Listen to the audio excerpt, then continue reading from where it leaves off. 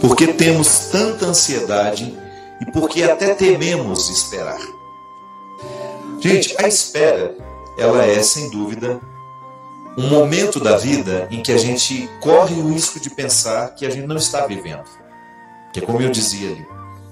A espera, ela se contextualiza entre o passado e o futuro. Não é assim? Porque eu estou aqui no meu momento presente, mas o meu coração está recheado de esperas. Como é que eu posso fazer essas esperas ficarem ao meu favor? Como é que eu faço para não ficar vivendo o momento presente, cheio de situações que me fazem esperar e que me fazem perder o vínculo com a história, com o momento presente? É justamente o momento em que eu começo a trabalhar naquilo que eu espero. Pode parecer estranho isso, né? Como é que eu vou construir a espera? Como é que eu vou trabalhar naquilo que eu espero? Olho para aquilo que eu espero e descubro o que daquilo que eu espero pode ser feito hoje. Porque felicidade não cai do céu. Não é assim? Não é assim que a gente aprendeu desde pequeno? Que se a gente quiser ser feliz, a gente tem que correr atrás? Pois é. Todos os dias, aquilo que nós esperamos pode começar a acontecer através de um gesto, de alguma coisa que você possa ajudar a concretizar as esperanças. E eu sei que dentro da linguagem mística, religiosa, muitas vezes nós dizemos isso: eu espero em Deus. Tem a música da Eliana, né, Ribeiro, né? Espera no Senhor. Como é que a gente espera no Senhor? Percebendo no agora da minha vida aquilo que Deus me entrega para que eu possa realizar. Engraçado, eu dou isso como um testemunho meu. Eu nunca fui de correr muito atrás das coisas, mas eu soube aproveitar bem cada oportunidade que me foi dada. Claro, eu sou ansioso, sou naturalmente ansioso. Se eu pudesse, eu queria que as árvores da minha casa já estivessem todas do tamanho desse estúdio aqui, 10 metros de altura. Então eu tenho dificuldade de plantar uma. Hoje eu estava até na internet, digitei assim no Google: árvores que crescem rápido. E depois que eu digitei, eu mesmo fiquei rindo sozinho. Eu descobri uma árvore, Christian, que chega a 6 metros de altura em um ano. Não é maravilhoso isso? É a solução para os meus problemas, porque eu gosto de árvore. E se eu pudesse, eu reflorestaria o mundo. Todo lugar que eu vejo árvores cortadas, eu sofro. E aí eu fiquei rindo com a minha ansiedade em querer que as árvores cresçam depressa. Fiquei pensando, meu Deus do céu, e essa bendita dessa árvore que cresce depressa? Eu vi que ela só é para reflorestamento. Será que eu posso ter uma dessa na minha casa, né? Será que ela não vai criar essas raízes perigosas e que vão quebrar a casa da vizinhança toda?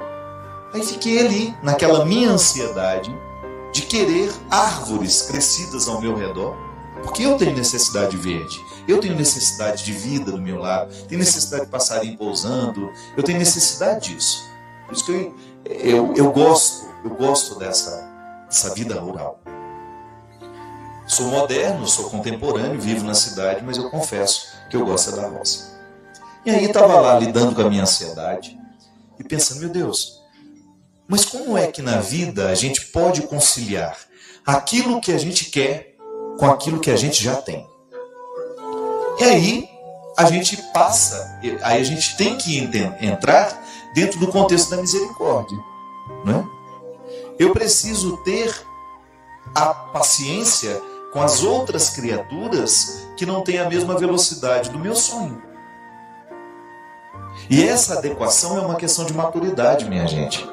A gente não consegue isso da noite para o dia, mas tem que ser um exercício cotidiano. Eu preciso o tempo todo olhar para as minhas árvores pequenininhas lá e acreditar que elas vão crescer. Outro dia até tive uma alegria muito grande. Quando eu era seminarista, eu plantei uma árvore no seminário de Lavras. E durante os 3 anos que eu morava lá em Lavras, eu regava aquela árvore religiosamente. Eu dava um jeitinho de ir lá, ligava uma mangueira, só ela, as outras não. Porque o que eu identifiquei? Que a minha árvorezinha, aquela que eu tomei um gosto por ela, que eu tinha uma identificação com ela, era a mais frágil de todas. E aí eu olhava para aquela árvore como se fosse uma pessoa precisando de... porque eu sempre fui meio louco assim, né? Já até contei que eu já achava a Kombi um carro triste, né? Que meu pai tinha uma Kombi, aquela dos olhinhos tristes, que eu conversava com ela, que eu explicava para ela que ela era mais feia que a outra, que tinha os olhos mais abertos, mas que ela era muito especial para nós. Então eu sempre fui meio louco. Conversava com os carros que meu pai tinha, achava que eles estavam entendendo tudo que eu estava dizendo. Então eu naquela época já tinha essa mania de achar que existia uma sensibilidade ali, que se eu conversasse com ela, eu estaria entendendo o que eu falava, né, tudo. Então eu dizia: olha, você está mais fraca que as outras, mas eu acho que vai dar certo, né? Você vai crescer, você vai ficar bonita, e eu estou trazendo aqui a água para te ajudar. Então essa minha postura foi durante quase 3 anos, tendo o cuidado e olhando sempre aquela árvore que durante aquele tempo que eu estava lá não me animou muito não. Ela continuou muito fraquinha, muito petitinha. E depois de muitos anos, quase 20 anos depois, eu volto. Quase não, 20 anos depois, eu volto ao Seminário de Lavras. E a primeira coisa que eu quis fazer foi ir aonde estava a bendita da árvore que eu gostava tanto e que eu tinha o desejo de ver crescer. E qual foi a minha surpresa? Aquela árvore estava imensa, bonita. E eu fiquei tão emocionado com uma coisa pequena e bobinha, né? Que falou tanto ao meu coração, porque naquela árvore eu identifiquei justamente essa paciência que a gente precisa ter com o tempo das esperas. Aquilo que eu espero, que ela seja uma árvore grande, vistosa, mas eu preciso entender que ela tem um processo. A vida é assim, minha gente. E as nossas ansiedades estão diretamente ligadas a essa incapacidade de permitir que cada coisa cresça ao seu tempo. Que a vida tem regras. Que até as pessoas têm regras. Ontem uma pessoa me perguntou no Twitter: padre, o que eu faço com um amigo que eu magoei e que agora eu estou querendo pedir perdão para ele, mas ele não quer nem me receber? Espere o tempo dele. As pessoas têm o seu tempo.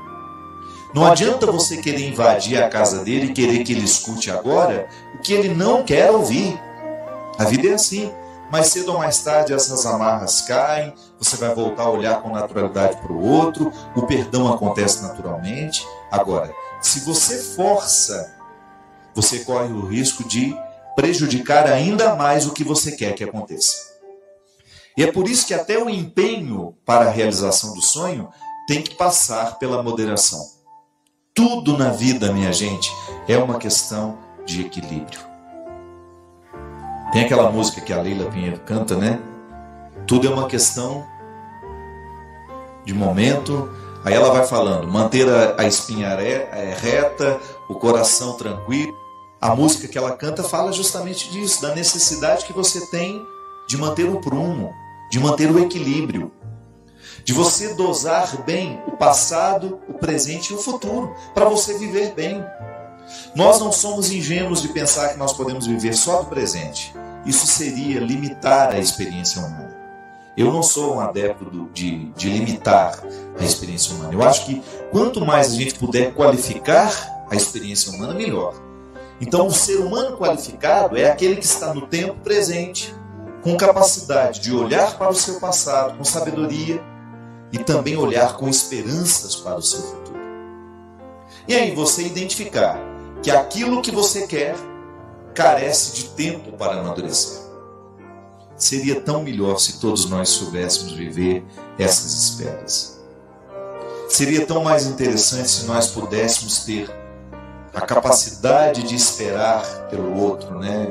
Ou de identificar o momento de avançar, ou o momento de parar, de esperar, até de retroceder um pouco. Que a vida é assim, minha gente. Às vezes, quando você avança demais, você corre o risco de entrar em territórios que ainda não são seus. E aí causa estranheza a você mesmo, né?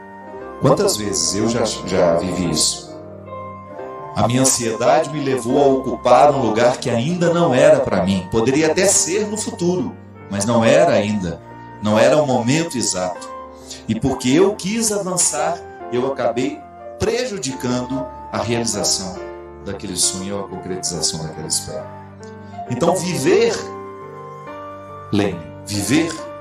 o período das esperas, e você saber identificar qual é o desejo de Deus para você, preste bem atenção no seu presente e veja o que nesse presente você já pode fazer para antecipar o seu futuro ou para preparar a realização das suas esperanças. Obrigado pela sua companhia.